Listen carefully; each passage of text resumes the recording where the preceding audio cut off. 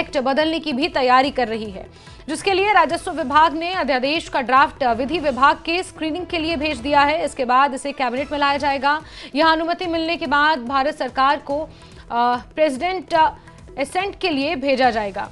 वहां से अनुमति आने के बाद ये नोटिफाई होगा और इस पूरे मामले पर मुख्यमंत्री सुखविंदर सिंह सुक्खू 1 दिसंबर को एक महत्वपूर्ण बैठक करने जा रहे हैं। हमीरपुर में राधा स्वामी सत्संग व्यास ट्रस्ट के अस्पताल को लेकर यह विरोध का मामला है। लगातार लोग इसको लेकर विरोध कर रहे हैं। ये एक चैरिटेबल हॉस्पिटल है, बेहतरीन तरीके का इलाज यहां पर लोगों का होता है, लेकिन इसको लेकर विरोध प्रदर्शन हो रहा है और इस पूरे मामले में अब मुख्यमंत्री ने खुद संज्ञान लिया है। इस पूरे मामले पर खुद वो बैठक करेंगे। उच्च स्तरीय बैठक बुलाई गई है और साथ ही साथ हिमाचल में लैंड सीलिंग एक्ट बदलने की भी तैयारी की जा रही है। इसको लेकर जो प्रक्रिया है उसे भी बहुत जल्द अब अपनाया जाएगा। इसको लेकर एक उच्च स्तरीय बैठक शुरू होने वाली है। कानून में संशोधन की तैयारी सरकार ने कर ली है और शिमला से रणबीर हमारे साथ और हमीरपुर से जसबीर हमारे साथ जुड़े हुए हैं। सबसे पहले तो जसबीर का रुख कर लेते हैं हमीरपुर में, जहां ये विरोध प्रदर्शन हो रहा है। जसबीर, जरा एकदम स्क्रैच से बताएं कि ये विरोध प्रदर्शन आखिर हो क्यों रहा है और अब तक क्या क्या हुआ है इस पूरे मामले में। जी जसबीर।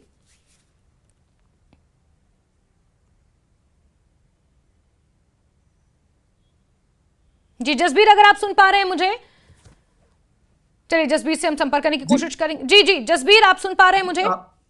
जैसे मैं आपको बताना चाहता हूं कि जो राधा स्वामी चैरिटेबल अस्पताल भोटा है, उसके गेट के बाहर पिछले 3 दिनों से जो 25 पंचायतों के लोग हैं वो रोजाना सैकड़ों की संख्या में आ रहे हैं और वहां पे जो धर्मशाला शिमला राजमार्ग है उसे जाम किया जा रहा है, बकायदा चक्का जाम हो रहा है। और उनकी यही मांग है कि जो यहाँ पे चैरिटेबल अस्पताल पिछले 24 सालों से काम कर रहा है, दिन रात लोगों की समाज सेवा कर रहा है, उसे बंद ना किया जाए। क्योंकि पिछले 5 से 6 दिन पहले ही जो चैरिटेबल अस्पताल है प्रबंधन है, उनके द्वारा गेट पे एक जो नोटिस चिपका गया है, उस पर साफ तौर पर लिखा गया कि 1 दिसंबर से ये अस्पताल यहाँ पे काम करना बंद कर देगा, क्योंकि जो अस्पताल का अपग्रेडेशन है वो नहीं हो पा रहा है और जो करोड़ों के हिसाब से करीब 16 से 17 करोड़ रुपए जो जीएसटी का अस्पताल का पेंडिंग है वो भी अभी तक अदायगी नहीं हो पाई है, जिसके चलते अस्पताल में जो अपग्रेडेशन का काम है वो नहीं हो पा रहा है, नई मशीनरी नहीं लाई जा पा रही है और उसके चलते उन्होंने ये एक नोटिस वहां पे लगाया है। उसी के विरोध के चलते लोग रोजाना वहीं जो गेट के बाहर धरना कर रहे हैं, चक्का जाम कर रहे हैं और सरकार से भी मांग कर रहे हैं। हालांकि मुख्यमंत्री सुक्खू के द्वारा 2 दिन पहले ही एक बयान जारी किया था जिसमें कहा गया था कि जल्द ही इसके बारे में जो लैंड सीलिंग एक्ट है उसमें भी प्रावधान किया जाएगा, कानून में संशोधन होगा तो वो भी किया जाए। लेकिन फिर भी जो लोग हैं वो नहीं मान रहे हैं, वो चाह रहे हैं कि 2 लाइनें मुख्यमंत्री अगर मुंह से दोबारा बोलते हैं कि इस अस्पताल को यहाँ शिफ्ट नहीं किया जाएगा तो इसके लेकर भी चक्का जाम तक करने के गुरेज नहीं कर रहे हैं। फिलहाल जो देर रात को जो एक ऑर्डर जारी किया है मुख्यमंत्री के द्वारा, एक नोटिस जारी किया है कि उसमें कहा गया कि 1 दिसंबर को जो राधा स्वामी सत्संग व्यास का जो प्रबंधन है उनके साथ शिमला में ओक ओवर में दोपहर 2 बजे की बैठक का आयोजन किया जाएगा, उसमें ये इस मसले पर हल किया जाएगा। तो आज उम्मीद है कि लोगों को कुछ आश्वासन मिला होगा और आज देखने वाली बात ये होगी कि लोग वहां पे प्रदर्शन करते हैं नहीं करते हैं। जी जसबीर। ठीक है जसबीर, आप लगातार हमारे साथ बने रहे। रणबीर शिमला से हमारे साथ जुड़े हुए हैं। रणबीर, अब मुख्यमंत्री ने इस पूरे मामले पर संज्ञान लिया है और 1 दिसंबर से उच्च स्तरीय बैठक इस पूरे मामले पर बुलाई जाएगी और बड़ी बात यह है कि लैंड सीलिंग एक्ट में भी, उसके कानून में भी बदलाव करने की तैयारी सरकार कर रही है। जी हाँ, देखिए साधारण प्रक्रिया तो ये होती है कि कोई भी संशोधन जब सरकार की तरफ से लाया जाता है तो एक बिल ड्राफ्ट किया जाता है, उसे कैबिनेट की मंजूरी दी जाती है और फिर विधानसभा में पेश किया जाता है। जहाँ तक इस बैठक की बात है तो इसमें जो हिमाचल प्रदेश हाईकोर्ट के एडवोकेट जनरल है अनूप रतन, उनको बैठक के लिए बुलाया गया है। साथ ही जो एडिशनल चीफ सेक्रेटरी हैं ओंकार शर्मा, उनको और उसके साथ जो लॉ सेक्रेटरी है उनको इस बैठक के लिए बुलाया गया है। 2 बजे ये उच्च स्तरीय बैठक होनी है दोपहर बाद, क्योंकि मुख्यमंत्री आज दिल्ली में है, कल उनका शिमला लौटने का कार्यक्रम है और कल रोड में मुख्यमंत्री का कार्यक्रम है, तो इसके चलते ये बैठक नहीं हो पाएगी, इसीलिए रविवार को ये बैठक रखी गई है।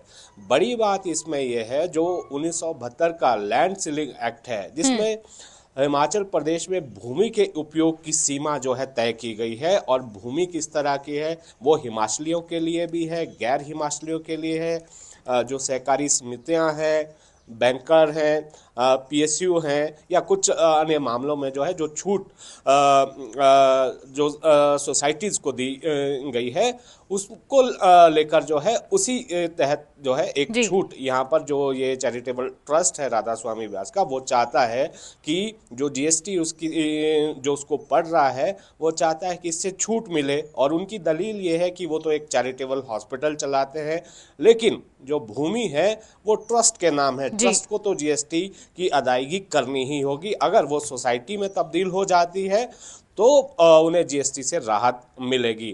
तो यहाँ पर जो एक राइडर भारत सरकार की तरफ से लगा है कि किसी के पास भी जो लैंड होल्डिंग है, चाहे उसको लीज पे देना है, चाहे वो गिफ्ट डीड करनी है, कोई विल बनाता है, मॉर्टगेज करनी है या बेचना भी है, तो उसके लिए एक राइडर है जो आड़े आ रहा है। और उसी राइडर में जो है संशोधन राज्य सरकार चाहती है जो ट्रस्ट की तरफ से मुख्यमंत्री को बताया गया है। तो बड़ी बात इसमें यह भी है कि अगर इस तरह की छूट किसी ट्रस्ट को दी जाती है, उसकी जो लैंड है वो सोसाइटी के नाम पर ट्रांसफर होगी, तो इसका क्या प्रभाव पड़ेगा। तो हिमाचल में तो इस तरह के बहुत सारे ट्रस्ट हैं, क्या वो किसी तरह की सोसाइटी बनाकर भले ही यहाँ पर लोगों का अगर हम वेलफेयर की बात करें, जन कल्याण की बात करें, तो हॉस्पिटल चलता है, लेकिन इसके प्रभाव क्या होंगे, क्या कानून इसकी इजाजत देता है, भारत सरकार क्या इसकी इजाजत